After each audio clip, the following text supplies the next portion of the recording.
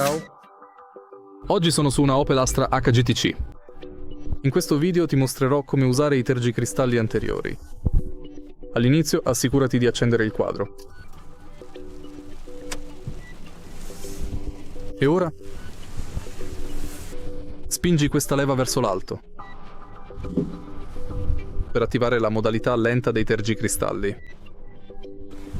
Spingila di nuovo verso l'alto per attivare la modalità media dei tergicristalli. Spingila ancora una volta per attivare la modalità veloce dei tergicristalli.